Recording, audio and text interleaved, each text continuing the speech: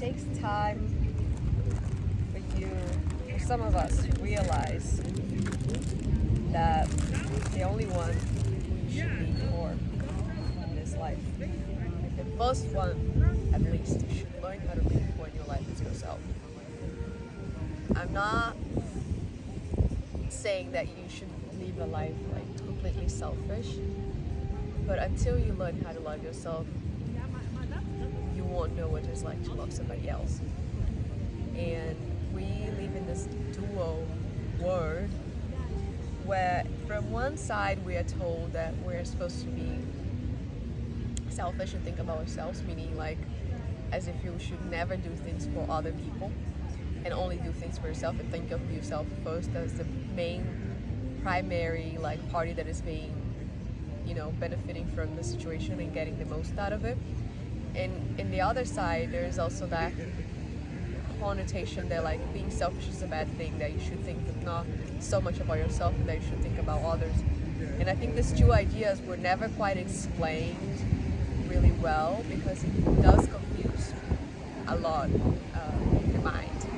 So my conclusion now is that you should learn how to love yourself first, fully yourself, and live for yourself and put yourself first until you get to a point in yourself where you feel stable emotionally, spiritually, financially, so you can do things for others. Because naturally, by accomplishing, yourself, that is to me the biggest thing you can do for other people. Like you can serve as an inspiration for others. You can serve at moments when you're not busy thinking about things that haven't quite solved yet, that you haven't done, because you have that free time to serve others.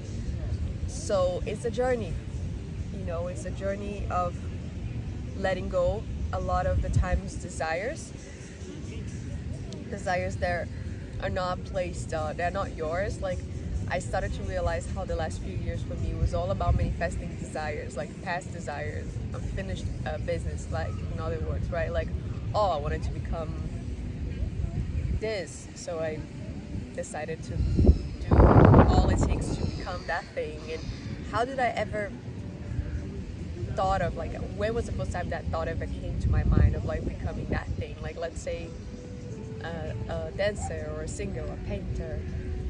A lot of the times this dreams comes in your childhood, and sometimes it also comes in your adulthood, in conversations with other people, when they just start saying to you you should become this thing. And because someone tell you that you should become one thing, and you hear that and you bring it to your heart will continue to show you that this is an alternative that was shown to you before, that you haven't quite explored. In other words, unfinished business. So how can you live from a place of freedom or a place of here now, heaven and earth, when you are still figuring out, this past desires, or figuring out yourself, or looking at past wounds and, integrating yourself fully to the present moment, to the here now, which is all that is. So this is just something to reflect on. Excuse me. And really allow yourself to kind of get to this place naturally, without forcing. Like now that I've showed to you, my desire is not fully mine. So then what? Then you're just gonna let go of all your desires. Do you think you can? It's not that easy. You have to explore. You gotta see what it is that is there for you. In each of these desires, there are blessings. There are opportunities for healing. There are opportunities for looking at things further and further. And ultimately, maturity also comes from times where you take risks, where you take challenges, and you do something different. You do something wild, So to do something wild, to do something brave, it also takes a certain amount of courage, vulnerability, and trust. So keep trusting yourself, finding ways to, love yourself more, create opportunities to love yourself over and over and over and over, because that's what it is about, my friend. Self-love. Much love to you from beautiful Amsterdam. I'm Ravaria, and I love sharing my journey with you.